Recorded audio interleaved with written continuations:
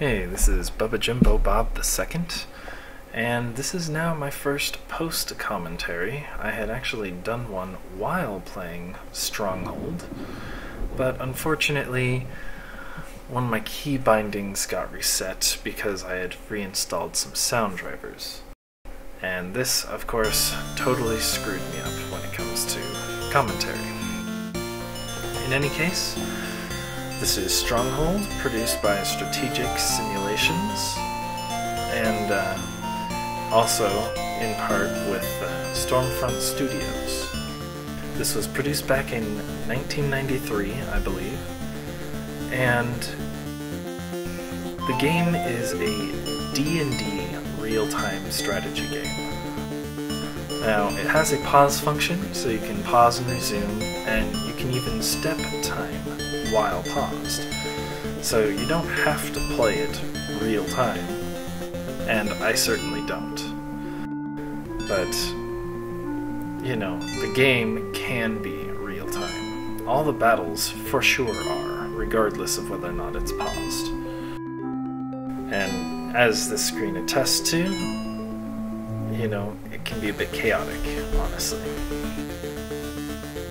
But in any case, you can create leaders for this game, and the leaders have their individual stats that everyone else will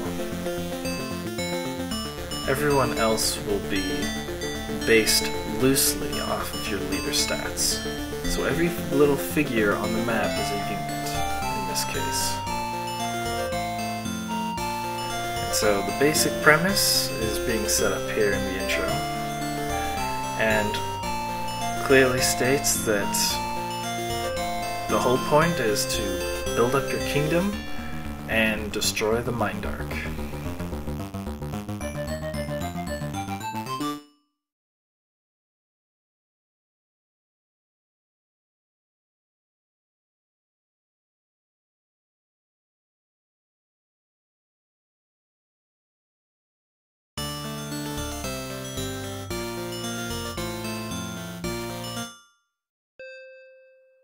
Okay, so I went ahead and started a new game, and I actually couldn't remember the password at first, so what I typed in first I wasn't sure of, and then checked it real quick and realized that was what I wanted. So I just chose the first random world that I generated. I didn't want to try over and over again, and I just picked hostile monsters. You can customize it to make the game harder, but the reality is hostile is probably a good way to start. And luckily for me, the map actually generated in a way that I thought would be useful for me. And in this case, city walls are built such that all your units are inside the walls if they are to the east and north of the walls. As you can see, that's probably what I was trying to describe right there. When you are west or south of the walls, you're just outside of the walls. I mean, it will prevent monster movement until the walls deteriorate because your guys have either died or left them. So it's important that there's an area, at least for me, because I'm really not a great player, that I can wall off and remain reasonably safe. Now, I ended up choosing a location right up here with 2 spaces to the right and 2 spaces toward the top of the screen available. So this location here would end up being where I put my main castle. Now, for the purposes of this game, I'm only playing with one leader, and I'm going to become a cleric here. I reroll a few times so that I can get high wisdom and overall decent stats otherwise. And finally settle on this one with 18 wisdom, 13 strength. Now, these all do play a role in your characters, but I'm not exactly sure how. I've just played this game as a kid, and so that's that. In any case, moving on, you can pick lawful, neutral, or chaotic. Lawful says you have to become the rank of Emperor to win. Chaotic says you need to destroy all enemies to win. And neutral, as it just described there, must destroy everyone. Now, I was originally going to go with Orion, which is a fairly typical name I use in-game, but I decided to go with my casting name, Bubba Jimbo Bob. And you can clearly pick male or female and other things, but I decided to keep the roles and the character and place it right there. And so I immediately go into talking about different menus and such. Right. And the home function is what tells a character to stay in its spot. Unassigned means they will wander about on their own and find locations that they feel would be a good addition. If you ready them, they will come when called every time, and they will never settle down anywhere. So that's really used for creating an army. So what I end up doing here is setting 2 clerics so that their home location is with the castle. And I ready 1 cleric so that I can move them off screen. Well, off of this tile, rather. So that I can start building other things. Now here I move them up, and I mention the pause and resume function. And so on and so forth. And I set them to home and chop down the trees. Well, rather, I meant to chop down the trees. You can claim them, and they will produce food for you. And if you're an elf, they will produce housing for you as well.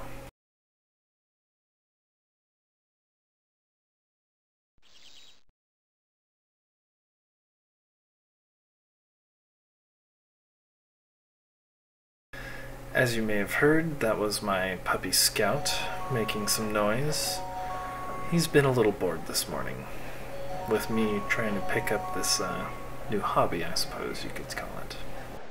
But in any case, I go on to talk about how you need farms to produce food and gold, and you need houses to house all the population in your kingdom.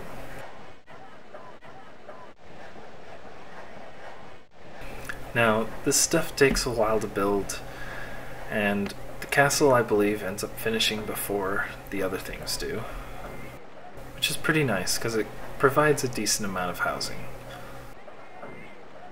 And as you can see, I'm just hitting spacebar to pass time quickly. Also, the hourglass seen here, that's actually a counter for the seasons. And so right now the season is spring. And obviously there's summer, fall, and winter. And the crops will change with the seasons.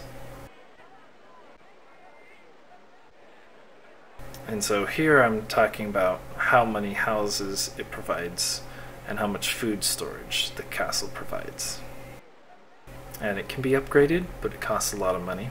So I won't be doing that for quite some time.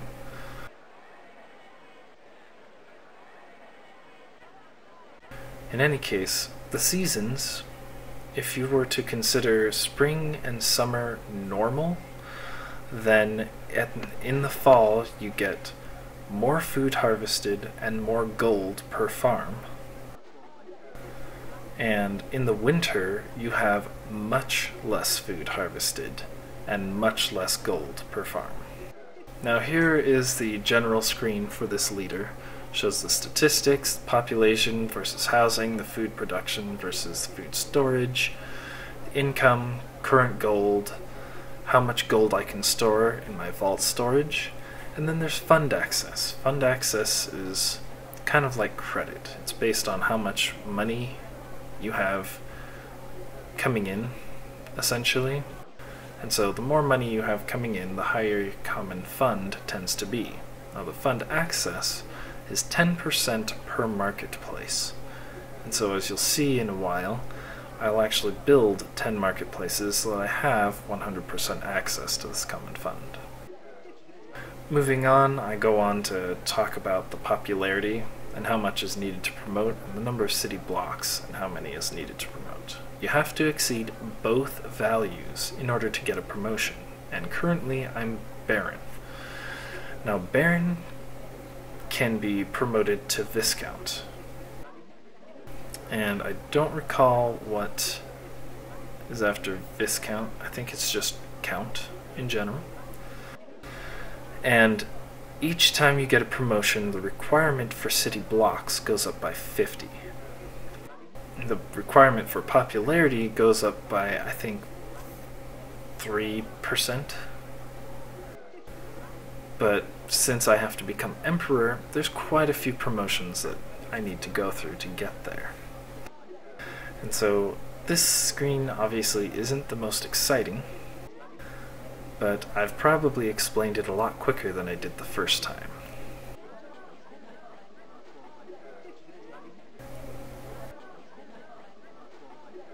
And obviously there is no sound during this point. It's kind of quiet. I mean, during the rest of the game there's a lot of ambient sound. And I've thought about putting music in, but decided against it, at least at this time. I may continue to do so later.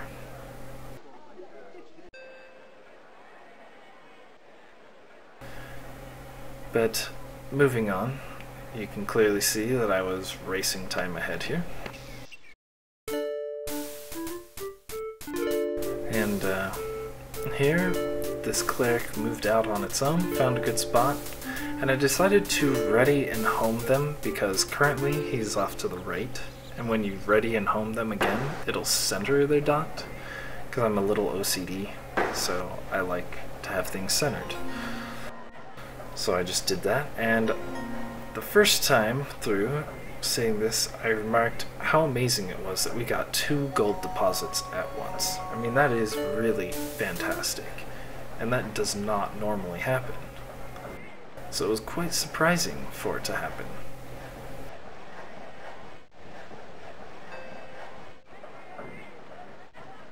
I mean, this will really help in getting a solid start in the game, which normally can take a while longer. And as you saw there, I changed the percentages toward recruiting, training, and building, because I wanted to build those gold mines really fast. The gold mines add a lot of gold in income, and they don't last very long, but they are quite good, ultimately. And all this extra gold will help me to quickly establish a lot of income and food production so that I don't have to suffer through any starvation over the winter. Now here I'm explaining just what the houses do. 2 people can be housed and 30 food can be stored. And I go in to show how my popularity in city blocks have changed and how the population has grown, and so on and so forth.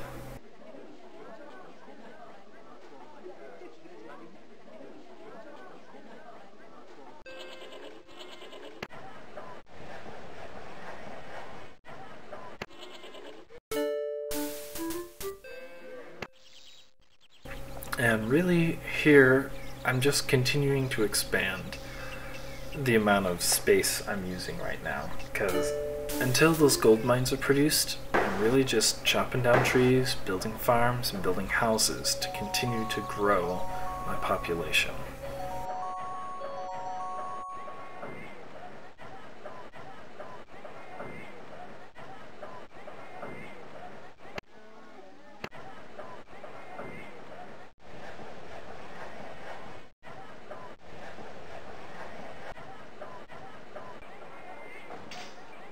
Now, as you can see, the gold mines have finished, and I go in to show the information on them, and it creates 125 income in gold. And that is an amazing amount for such an early start in the game. I go in to show that how much it has changed my income in general, and it's just an enormous change.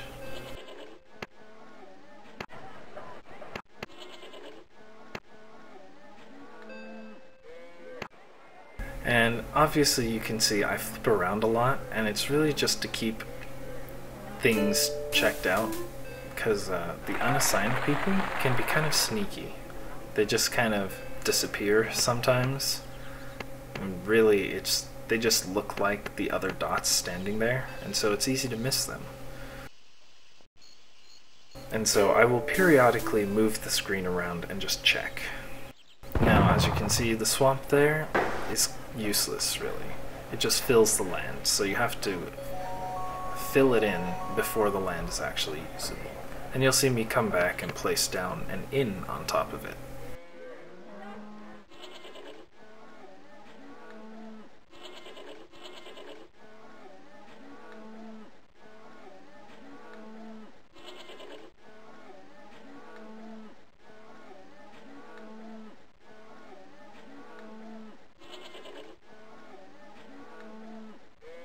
Now, I'm sure I was talking about something important here, but time isn't moving, and, well, I was just distracted with something.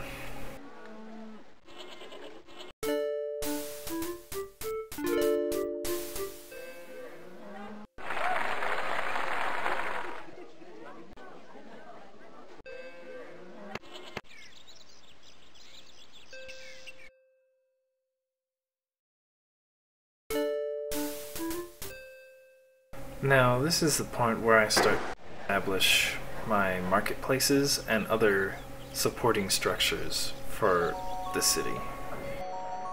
And these marketplaces and other structures end up becoming quite important later on. Like these granaries obviously increase the amount of food storage we have. And the marketplaces will give us access to that common fund that we see there. Now, here I believe I was explaining that if the population grows larger than the food being produced, you will use up your food storage. Now, you can make your population starve if you don't have enough stored away. So it's always important to have a good amount of storage space, just in case. It has happened to me a number of times where I've had significantly more population than incoming food, and that's always hard to deal with.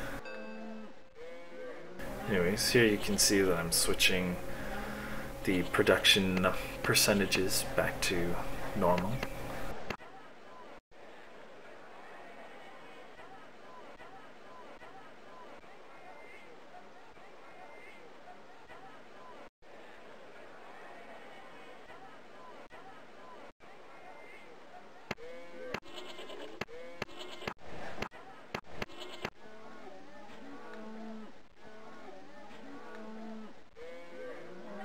Now here you can see that I had 2,000 gold, and I'm actually going to build the inn that I wanted to build, right here.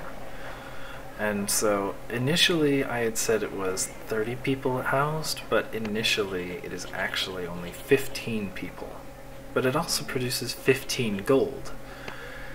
And later on, it can be upgraded to hold, I believe, 75 people and produce 75 gold. It takes a lot of money to upgrade it that far, but it is very useful later on.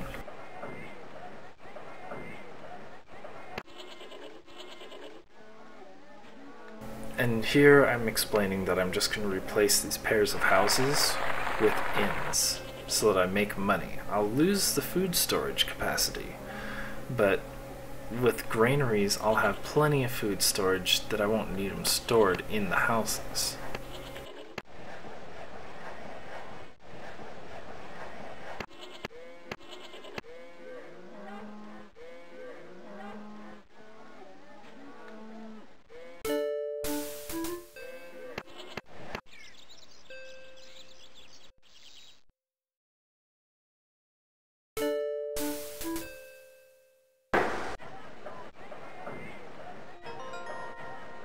Now here we got lucky again with an iron deposit. Those will produce 50 extra gold in income. And so when it's finished being built, it'll be a nice addition. Now, I'm talking about other buildings that I'll be able to use, and I'll explain those as they're actually being put down, rather than right now.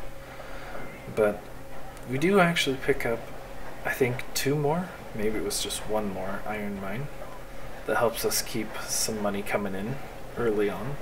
So it was a good early boost for our game.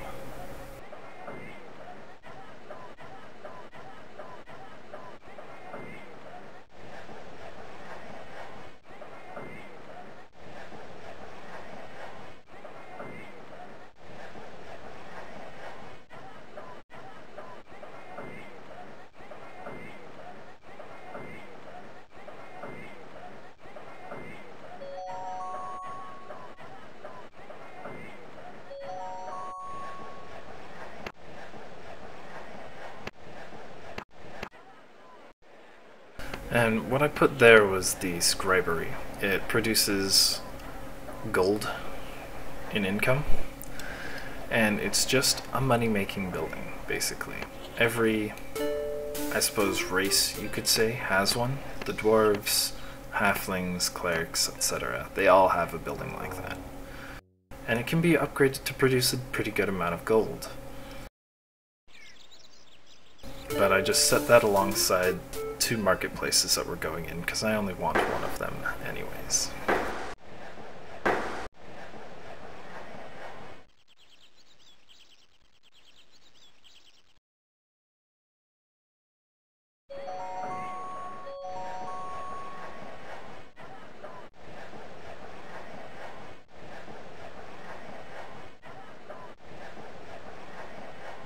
Now here I actually wasn't quite sure what I was going to do, but I ended up deciding to place 3 marketplaces and a granary, so that I have 3 granaries to work with.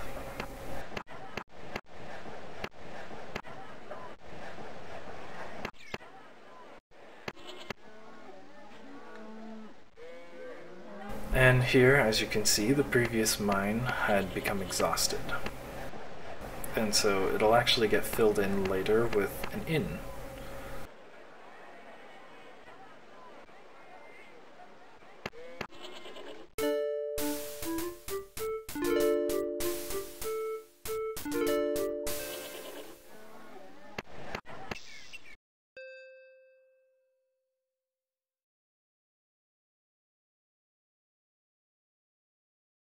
Now, something else I'd like to mention is that, as far as I know, there's only 3 types of materials you can find in rocks.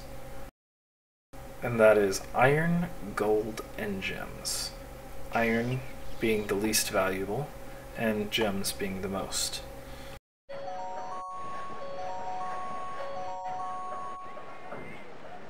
And now here I place the forge, and the first level forge, without any upgrades, only repairs weapons. And so that's handy, but when you upgrade it, it will actually produce higher quality weapons that will be distributed to all your units on the map.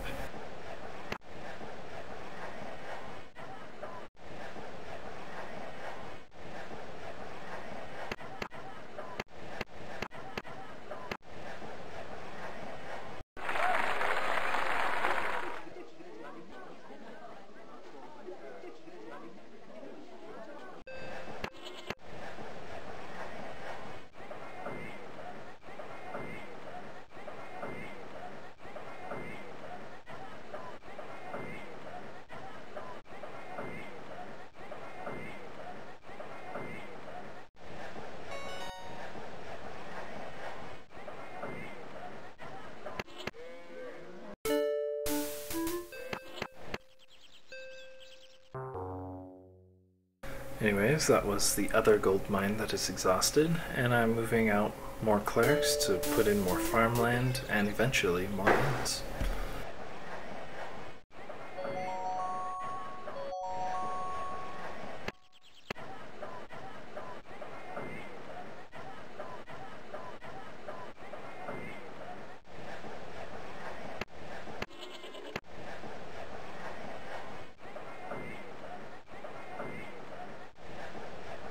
Here I believe I'm talking about the fact that I need to upgrade my farms before winter comes, both to increase income, but largely to increase food production. Like I said before, it's so that I don't starve anyone.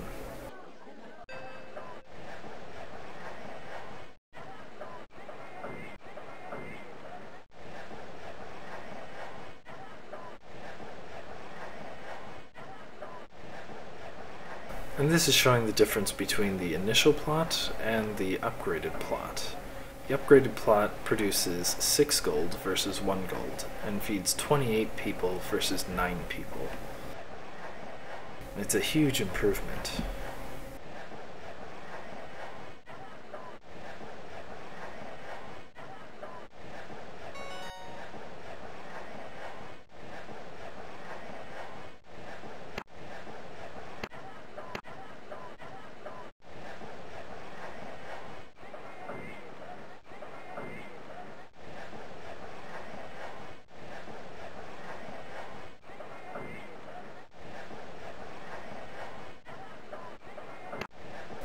And there I was being a derp thinking that each marketplace only accessed 5%.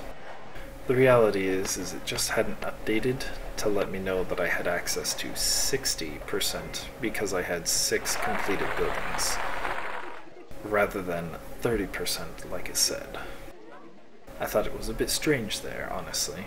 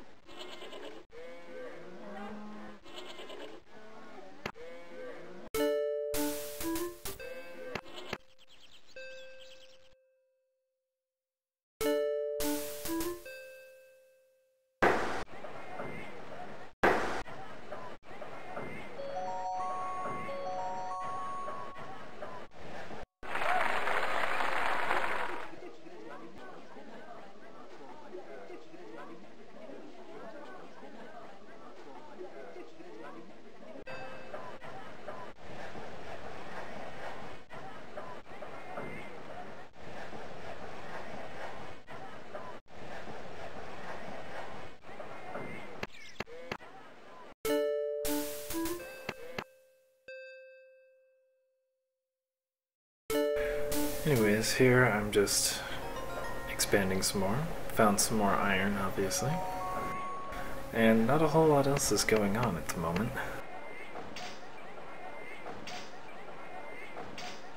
Here I'm showing that it produces 50 gold, and here I'm showing that the clerk's office produces 6 gold.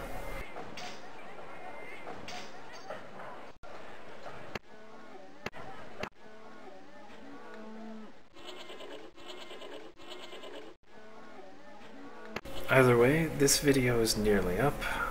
I will be doing post-commentary on the other ones once I get them reviewed and rewatched again. It's a bit unfortunate that that happened, but it's gonna happen sometimes. So it might cut off in a bit of an odd spot, but this is what I'll have uploaded for now. I'll work on the others a little later.